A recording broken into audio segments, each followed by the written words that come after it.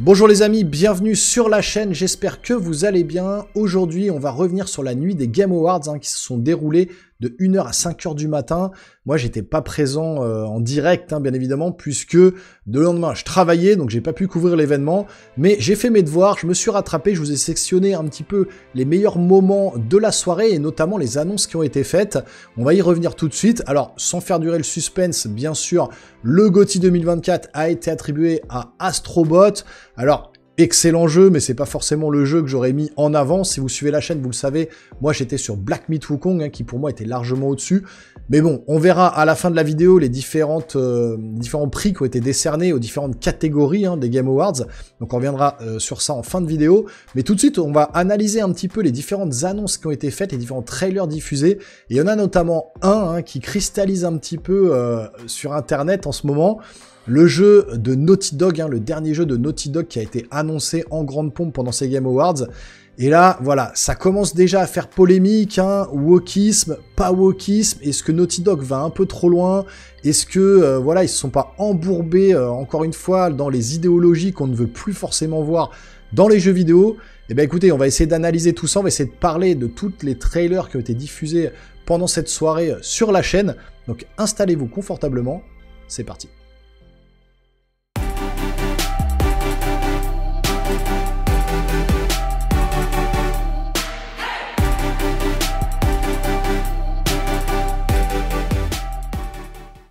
Alors, on va commencer tout de suite avec le premier jeu que je vous ai sélectionné, c'est le jeu de Joseph Fares, celui qui est à l'origine de It Takes Two, donc qui avait gagné déjà un prix du meilleur jeu de l'année. Alors, je sais plus si c'était en 2022 ou 2021, je sais plus, enfin bref. C'était un excellent jeu, franchement, où on pouvait jouer à deux. Et Joseph Fares, donc dans sa boîte de production, a l'habitude, effectivement, de faire des jeux en écran splitté. Vous pouvez jouer dans votre salon, avec votre femme, vos enfants, avec n'importe qui. Et donc là, on va suivre deux héroïnes. Alors, deux héroïnes qu'il a un petit peu tiré de ses filles, de ses propres filles. Il voulait rendre hommage à ces deux gamines qui sont très jeunes, mais du coup, voilà, il voulait faire un jeu pas à leur effigie, mais voilà, en mettant deux héroïnes dans l'histoire. Alors, on va suivre justement ces deux héroïnes dans un monde où, effectivement, elles vont se faire transporter, en fait, dans une espèce de monde parallèle qui équivaut un petit peu à un monde de jeux vidéo, un peu à la Tron, je sais pas si vous voyez un petit peu l'idée, et donc elles vont se transposer dans différents en fait mondes qu'on pourrait avoir dans les jeux vidéo, que ce soit là un monde médiéval fantastique, ensuite ça va être un monde un peu à la Tron, donc vous voyez là avec un dragon, là ensuite dans un monde un peu plus moderne, et à chaque fois avec cet écran splitté comme ça, où on va devoir s'entraider entre personnages. Donc je trouve que c'est plutôt sympa, là ça fait un peu moto de Tron, là on est un peu dans un jeu à la Zelda, ou Horizon, là voilà les motos encore une fois, un jeu beaucoup plus futuriste, donc on va vraiment passer de niveau en niveau comme ça, toujours en s'entraidant dans différents paysages qu'on a l'habitude de voir dans les jeux vidéo depuis des années, et je trouve ça plutôt intéressant ce qu'il a fait Joseph Fares là, parce que du coup, bah voilà, là on est clairement sur du Donkey Kong, avec l'espèce de plantes tonneaux, on va dire, voilà, et donc j'ai l'impression qu'il a voulu un petit peu mêler tous les jeux vidéo qu'on connaît en fait depuis des années dans ce jeu-là pour le retranscrire, voilà, avec deux personnages jouables en écran splitté, des dragons, des médiévals fantastiques, etc. Donc je trouve que là on est un peu sur du Panzer Dragoon, enfin vous voyez un peu l'idée qu'il a voulu faire. Je trouve que c'est plutôt pas mal. Maintenant, voilà, on est sur deux héroïnes, et c'est là que je vais vous revenir là-dessus en fin de vidéo, et je vous poserai la question, et vous me direz tout ça dans les commentaires, parce que vous verrez que la plupart des trailers qui ont été annoncés, alors si on se base sur les trailers en fait, plutôt des jeux occidentaux, on va être sur beaucoup de personnages féminins, héroïnes et compagnie, alors que les jeux qui sont plutôt asiatiques, japonais, coréens et compagnie, on va être sur des héros masculins. Donc on sent quand même cette tendance justement de la part des développeurs occidentaux à avoir un peu ce cahier des charges qui nous montre que en Occident on est plus là à mettre des héroïnes qu'on a l'habitude de plus en plus de voir maintenant derrière nos écrans de jeux vidéo, et puis du côté des Asiatiques on est plus sur le côté justement héros masculin. Donc on verra, on y reviendra sur la fin de la vidéo. Donc Split Fiction pour le 6 mars 2025. Ensuite, je vous ai mis celui-là, je vous ai fait une vidéo sur la chaîne, vous avez été pas mal à la regarder et puis à commenter. C'est Crimson Desert, bien évidemment. Donc magnifique, hein. Le dernier gameplay qu'on a vu, c'était un truc de fou. Donc là, comme je vous le dis, hein, je reviens sur effectivement le côté héros, hein. Là, on est chez les Coréens, et là, on est sur un héros masculin. Et donc, on va avoir une fenêtre de lancement. C'est pour ça que je vous montre plutôt cette vidéo pour avoir cette fenêtre de lancement de ce jeu-là que j'attends avec impatience. On voit que c'est quand même magnifique, hein. Je veux dire, graphiquement, ça envoie du lourd. Donc j'espère que je serai pas déçu, ou qu'on sera pas déçu en tout cas, sur la finalité de ce jeu, mais voilà, des particules partout, ça pète dans tous les sens, ça a l'air quand même ultra, regardez-moi ça, le détail de l'image, la distance d'affichage, on est sur un monde ouvert vraiment gigantesque, avec un peu de magie, un peu de fantastique, un peu de science-fiction, on sait pas trop vraiment de quoi ça va parler, mais en tout cas, voilà, moi, je suis vraiment hypé par ce jeu. Donc je sais pas ce que vous en pensez, vous me l'avez dit déjà dans la dernière vidéo, mais n'hésitez pas à le redire dans les commentaires. Est-ce que vraiment vous pensez que ce jeu peut voilà, masteriser tous les autres jeux qui vont sortir en 2025? Alors la fenêtre de lancement pour ce jeu, regardez-moi cette attaque avec le dragon, vous êtes un autre dragon, vous attaquez du coup voilà, les villages et compagnie, ça a l'air complètement fou.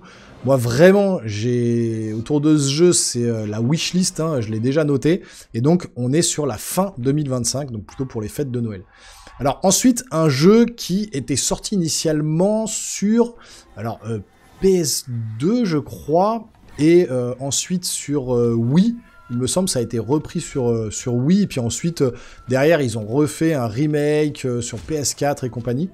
Et donc, c'est le jeu Okami. Alors, je sais pas si vous vous souvenez de ce jeu avec le loup, hein, qu'on dirigeait dans cette espèce de tableau un peu en mode peinture. Et donc là, on va être sur le jeu Okami préquel. Je trouve que la direction artistique est complètement dingo, et donc ce jeu, ça me tente vraiment beaucoup, hein. Voilà, on est sur quelque chose de très artistique, et moi, ces jeux-là, ça me plaît. Et donc voilà, ça c'est pareil, Okami préquel. Alors je sais plus s'il y a une date qui a été annoncée pour ce jeu-là. Donc sequel, pas préquel d'ailleurs, voilà, c'est sequel plutôt, donc ça se passe après. Et donc je sais pas s'il y a une date, non il me semble pas qu'il y a encore de date, donc 2025-2026, je sais pas, donc du côté de chez Capcom, avec donc Hideki Kamiya, hein, qui est en game director. Donc ensuite on continue, ils ont montré Mafia, donc un nouveau jeu Mafia. Je sais pas si vous aimez ce genre de jeu, moi je sais que j'ai beaucoup aimé, hein. Déjà le 3 je l'avais bien aimé, et puis les 1 et 2, il y a le 1 qui a été fait en remake il y a pas longtemps. Donc là on va revenir un petit peu sur un Mafia beaucoup plus dans... Alors les autres Mafia on était plus sur les années 50 et compagnie, là il me semble qu'on est plus dans les années 30. Donc voilà, ça va être un peu différent, mais je trouve que voilà, l'ambiance est là. Si vous aimez les jeux de mafieux et compagnie, vous allez être servi. C'est plutôt sympa, c'est plutôt joli déjà, hein, graphiquement ça envoie. Alors on n'est pas sur du gameplay là, on est plutôt sur des images, des séquences justement de cinématiques. Mais voilà, ça fait le job, ça a l'air très très sympa en tout cas. Et puis, bah moi, les jeux Mafia, voilà, je les ai pas tous faits, mais le dernier, je m'en rappelle. Je crois que c'était le 3 que j'ai fait en dernier. Et voilà, j'avais vraiment apprécié mon expérience. Donc là, c'est peut-être des phases de gameplay, je sais pas. En tout cas, si c'est ça le gameplay, c'est quand même franchement chiadé, hein, c'est quand même pas mal foutu. Et donc, bah voilà, c'est un jeu qu'il faudra surveiller de près. Pour, alors je sais plus s'il y a une date également pour ce jeu-là, 2025 ou 2026. Il n'y a pas eu des dates, hein, pour tous les jeux, et il y a des jeux qu'il faudra attendre un peu plus tard, hein, 2025-2026. Ça va pas venir tout de suite, mais voilà, on pourra compter également sur la prochaine Switch qui va arriver pour nous balancer le jeu, parce qu'il n'y a eu aucune annonce Nintendo pendant ces Game Awards. Donc Summer 2025, été 2025, sur les consoles next-gen. Ensuite, grosse surprise, alors là, personne s'y attendait, From Software, qui redégaine encore une fois, et qui nous balance un nouveau jeu Elden Ring. Alors cette fois-ci, pas un DLC, mais un stand-alone. Je vous laisse apprécier les images, et puis voilà, le gameplay que vous allez voir à l'écran.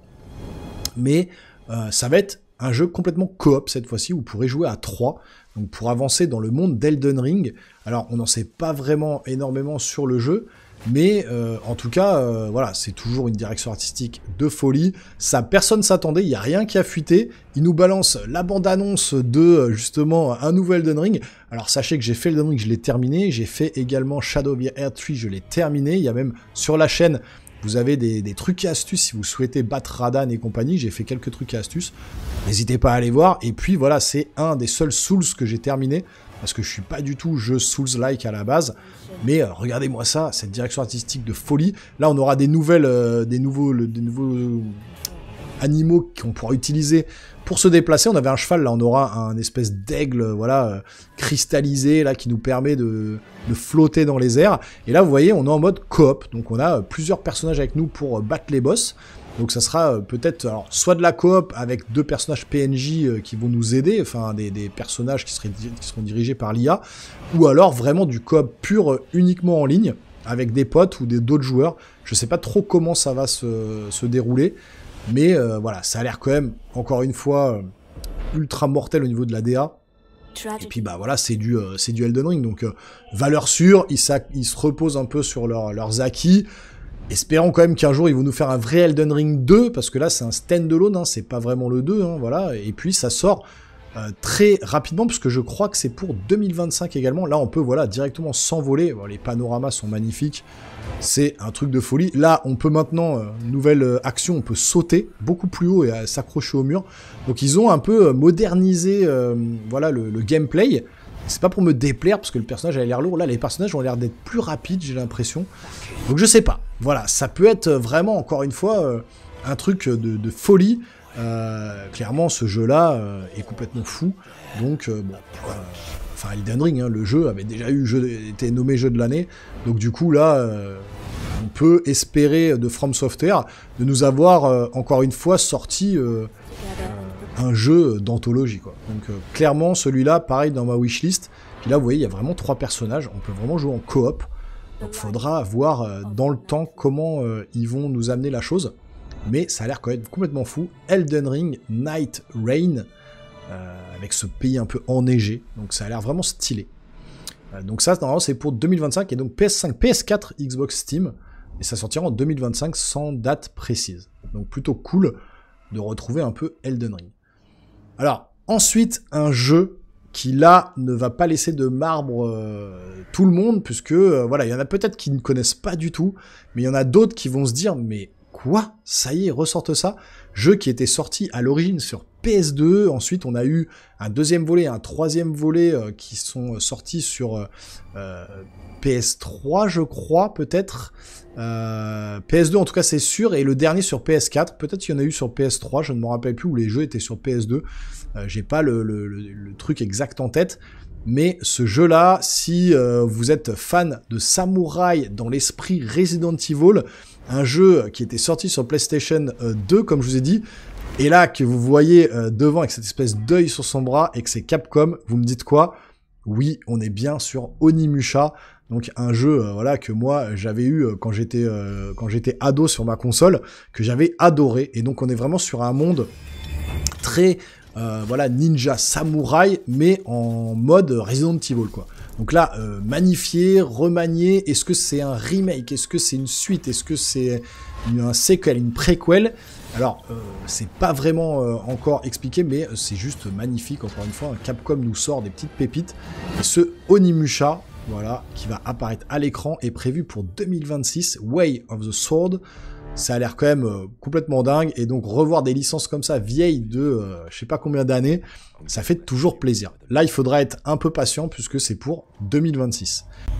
Alors ensuite, je vous ai pas mis le trailer en entier parce qu'il dure 6 minutes 30, hein, vous l'avez reconnu, je pense, si vous êtes fan de la saga The Witcher, et ben c'est bien sûr The Witcher 4 avec Ciri dans le rôle principal. Alors on pourra encore s'offusquer de dire ah putain, encore une héroïne, etc. C'est ce que je vous ai dit dans les jeux occidentaux, hein, la plupart des gens, des développeurs occidentaux vont nous balancer des femmes à chaque fois dans les jeux vidéo, des héroïnes. Badass ou non, en tout cas sur ce jeu-là, je trouve que c'est plutôt logique, puisqu'on a déjà eu 3 jeux avec Gérald de Rive, hein, donc voilà, qui entraînait Ciri, qui l'a pris sous son aile et l'a formée à être une sorceleuse. Donc c'était tout à fait logique que dans du coup le 4e jeu, développé toujours par CD Projekt, hein, les développeurs polonais, bah, cette fois-ci on retrouve Ciri, qui voilà, a grandi, est devenue plus forte, est devenue une sorceleuse. Alors on sait que Gérald de Rive sera aussi présent dans le jeu, maintenant à voir comment ils vont nous amener tout ça, le scénario et compagnie. Donc là dans le trailer en fait il y avait une jeune femme qui devait être sacrifiée, Et puis finalement, il y a la sorceleuse Ciri qui arrive et qui empêche ce sacrifice, pensant que les villageois allaient sacrifier ça, leur fille, à un dieu. Et en fait, elle dit non, non, c'est pas un dieu, c'est un monstre, je vais le combattre. Elle rentre dans la forêt embrumée, pardon, et elle dézingue ce monstre, hein, qui est hyper stylé. Alors encore une fois, on n'est pas sur des images de gameplay, hein, on est sur de la cinématique. On n'a aucune image de gameplay qui a été présentée. On n'a pas forcément de date de lancement non plus, hein, de date précise. Mais en tout cas, ouais, c'est quand même ultra nerveux. La cinématique donne envie d'en voir plus. C'est très très bien maîtrisé. Voilà, Ciri, elle a quand même la classe, hein, faut dire ce qui est. Donc on verra bien ce que ça va donner manette en main, mais pour l'instant, bah écoutez, on n'a pas plus d'informations autour de ce jeu-là. C'était un peu la surprise, hein, et la dernière vraie surprise, c'était Naughty Dog. On va y venir juste après, c'est la vidéo qui viendra juste après celle-là. Et puis bah là, voilà, elle tue le fameux monstre, elle sort de la forêt, elle se rend compte qu'ils ont finalement sacrifié la jeune fille, qui va pas être du tout du goût de Ciri, hein, effectivement, parce qu'elle s'est pris la tête à tuer le monstre pour que finalement il la sacrifie quand même. Donc voilà, ça va être quand même voilà, un jeu tourné autour de tout ça. Il y aura sûrement des messages, des idéologies dans ce jeu-là, j'y reviendrai, mais clairement, les jeux, voilà, les derniers jeux qu'on a, comme je vous ai dit, des développeurs occidentaux, eh ben, voilà, nous balancent voilà, des cahiers des charges, hein, systématiquement dans leur jeu. Donc j'espère que ça va pas trop entacher le scénario, qu'ils vont pas se mettre à fond sur du DEI ou quoi que ce soit, parce que, bon... je pense que je suis pas le seul à en avoir marre, et vous êtes beaucoup et nombreux sur YouTube et dans le monde à vouloir que ça cesse. Donc, on verra bien, mais il n'y a pas de date.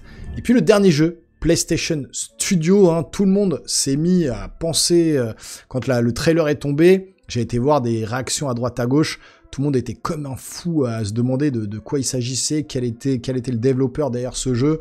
Je vous le dis, c'est Naughty Dog, hein, qui revient, donc après Uncharted, Last of Us et compagnie, cette fois-ci une nouvelle franchise, hein, qui débarque. Et là, vous allez voir que oui, c'est magnifique, c'est très très beau, mais la polémique enfle déjà sur le net autour de ce jeu. Il y a quasiment plus de dislikes que de likes sur n'importe quelle plateforme où le trailer a été diffusé, notamment chez Naughty Dog, le site YouTube, enfin la chaîne YouTube Naughty Dog, où ils ont diffusé le trailer, ils ont carrément désactivé les commentaires et les dislikes commencent à monter. Alors là, on voit aussi également que les placements de produits, on était sur Porsche, hein, vous voyez le vaisseau où il y avait écrit Porsche, avec notre héroïne, puisque ça va être une héroïne, hein, qui regarde des mangas. Effectivement, c'est le moteur, alors je pense que c'est in-game, c'est le moteur du jeu. C'est juste magnifique, mais vous allez voir, l'héroïne qu'on nous présente, eh ben, bingo, hein, je pense que le cahier des charges est rempli. Vous me direz ce que vous pensez dans les commentaires, ce que vous en pensez. On est sur une héroïne qui est noire, qui est les cheveux rasés, qui a quand même fait pas mal de muscu, qui est assez carrée, assez masculine, et donc, je sais pas. Peut-être lesbienne, on n'en sait rien, encore une fois, hein, LGBT, on sait que Naughty Dog est quand même calé sur le sujet, hein, ils sont très dans la diversité, dans l'inclusivité et compagnie. C'est pas nouveau déjà avec leur jeu Last of Us 2, même si j'adore ce jeu, il y avait pas mal d'inclusivité. Là, j'ai l'impression qu'on est à fond dedans encore. Regardez ce personnage, et ce personnage est trop générique pour moi, il est trop classique, caricatural. Voilà, on est sur une personne, voilà, un personnage ultra générique, qui a pas de charisme pour moi, je trouve, et donc qui donne pas forcément envie de s'attacher au personnage. Alors encore une fois, c'est qu'un trailer, on ne voit rien, on est sur voilà, 4 minutes 30 de trailer, on peut pas juger un jeu là-dessus. Mais je vous dis, c'est pas que moi sur le net qui ai remarqué ça, beaucoup de gens ont voilà, soulevé ce problème-là, avec cette héroïne qui est un petit peu hautaine, vous voyez, qui est là en mode, ouais, c'est une chasseuse de primes, on est dans les années 80, un monde... dans une période un petit peu 80, mais dystopique, un truc qui existerait, où il y aurait en fait dans ces années-là des vaisseaux spatiaux, des trucs comme ça. Donc on va être sur un monde un petit peu, voilà, moitié rétro-futuriste un petit peu, si vous voulez. Donc avec des vaisseaux spatiaux, mais tout en conservant les trucs qu'on connaît des années 80, les musiques, les dessins animés. Donc voilà, ça peut être quand même une approche assez sympathique. Maintenant, voilà, le personnage fait quand même ultra masculin, donc je pense qu'on est sur quelque chose de voilà, qui remplit un peu le cahier des charges qu'on connaît dans les jeux vidéo maintenant. Voilà, est-ce que, vous me direz dans les commentaires, est-ce que ce personnage vous hype ou est-ce que vous êtes inquiet encore une fois de ce que peut faire Naughty Dog? Naughty Dog, encore une fois, c'est des développeurs de dingue, ils font des jeux avec des narrations de folie, on a aussi, voilà, Sony qui apparaît, donc il y a beaucoup de placements de produits dans le jeu, vous allez voir, on a eu Porsche, hein, vous l'avez vu, on a Sony, ça fait aussi beaucoup réagir sur la toile, ça. Ensuite, on va voir, au niveau de ses chaussures, on va voir, bien évidemment, Adidas, hein, voilà, qui est en gros plan.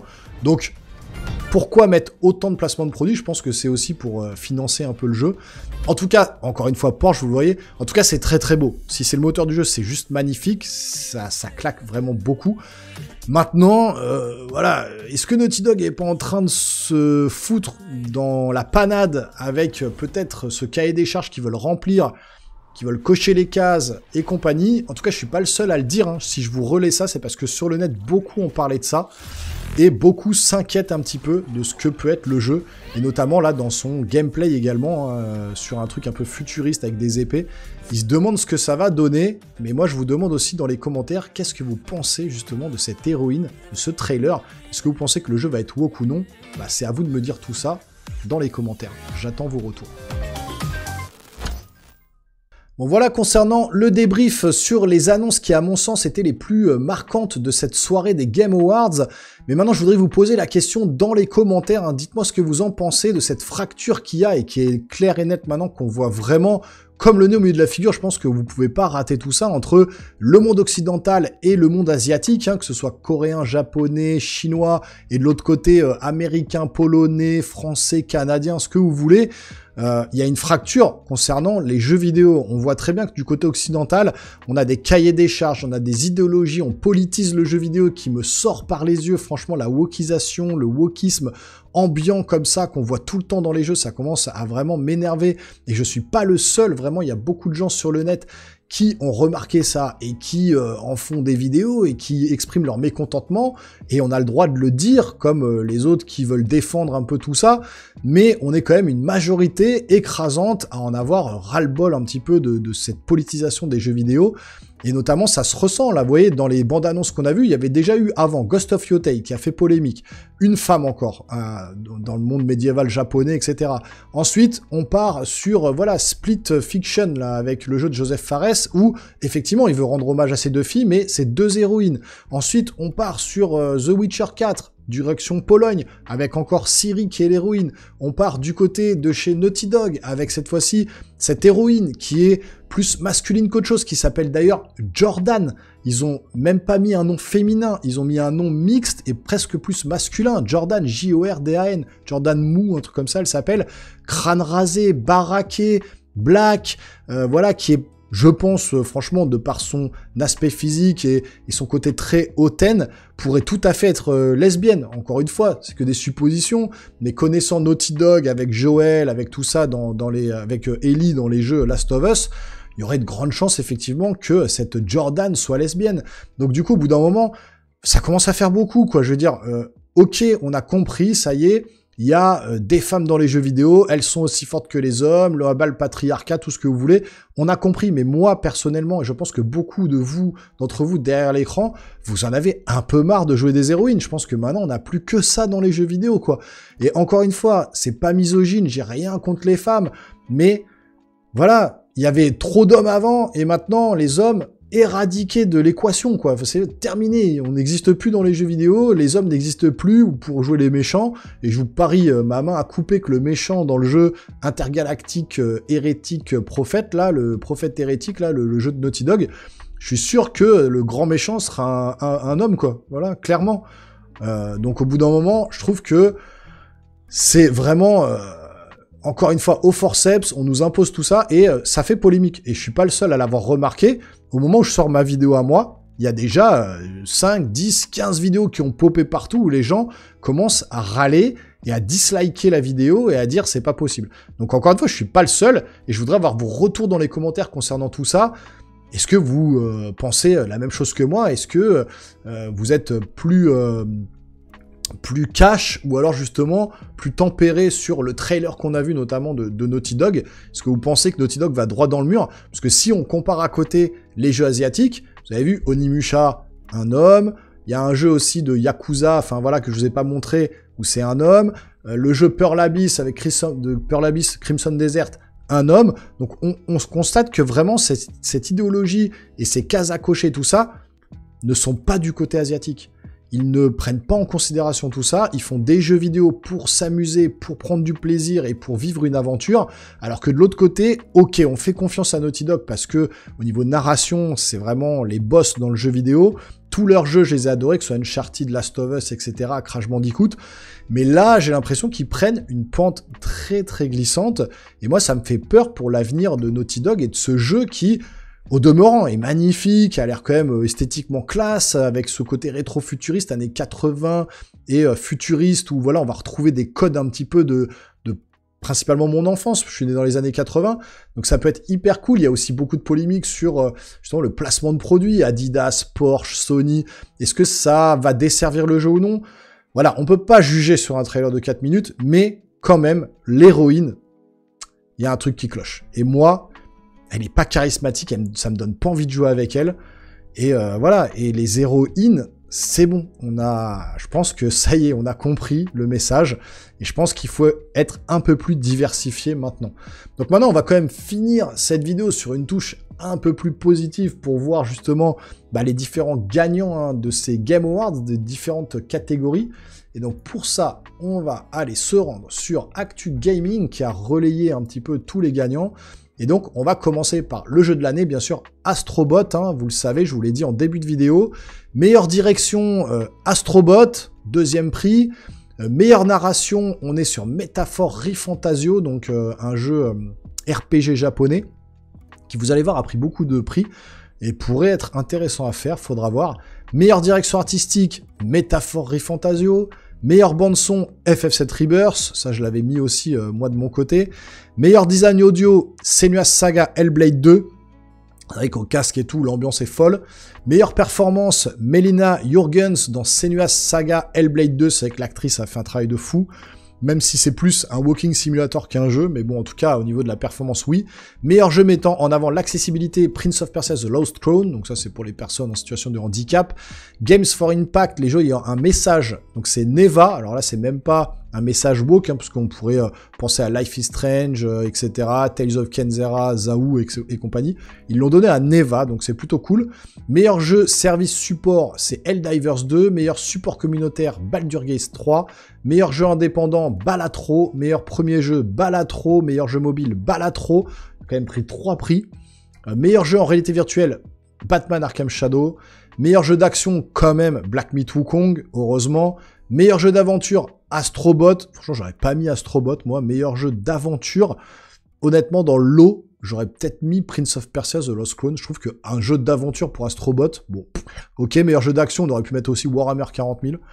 Meilleur RPG, Métaphore Fantasio, donc il a pris quand même énormément de jeux. Alors, quand on voit tous les nombres de jeux, tous les nombres de prix qu'a pris Métaphore Fantasio, on comprend pas pourquoi il a pas pris le jeu de l'année. Meilleur jeu de combat, donc Tekken 8, j'aurais mis Dragon Ball quand même. Meilleur jeu familial, Astrobot, oui. J'aurais mis Astrobot, j'aurais peut-être mis Super Mario Jamboree, mais effectivement, Astrobot, en meilleur jeu familial, ça le vaut.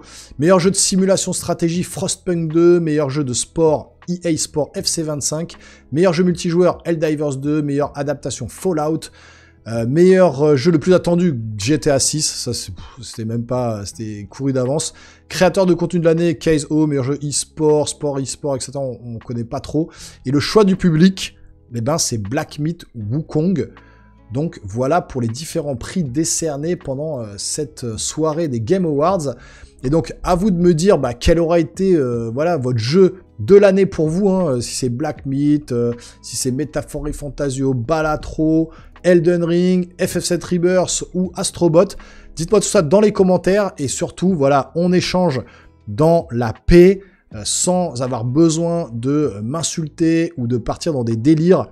Voilà, moi, vous savez mon point de vue sur le wokisme, ça me sort par les yeux, je n'aime pas ça, je trouve que de l'idéologie et de la politisation dans le jeu vidéo ne devrait pas avoir lieu. C'est déjà dans les cinémas, dans les films, on en a marre, j'en ai marre, ça me sort par les yeux. Donc là, on voit vraiment cette tendance qui va continuer en 2025, en 2026. De toute façon, les jeux ont été commencés bien avant, donc on va encore en bouffer encore pendant un moment. Mais bon, dites-moi surtout, concernant ce jeu Naughty Dog. Est-ce que voilà, ils sont en train de prendre une pente un petit peu dangereuse ou non par rapport à tout ce qui se voit? Vous allez voir sur le net, hein, ça pullule, la polémique enfle, un peu comme Ghost of Yotei, comme Dragon Age, comme tout ce que vous voulez. On va sûrement en reparler dans les mois et les années à venir, hein, parce que le jeu est pas prêt de sortir tout de suite en tout cas. Exclusivité PS5 Sony, bien évidemment. Donc dites-moi tout ça dans les commentaires, hein, je serais vraiment content de voir vos réactions et je suis curieux de voir ce que vous allez pouvoir me dire. N'hésitez pas, si vous voulez me soutenir, à vous abonner à la chaîne, à activer la petite cloche et le petit pouce en l'air, hein, qui fait bien plaisir. Et nous les geeks, on se revoit très rapidement sur une prochaine vidéo. Portez-vous bien surtout. Ciao, ciao.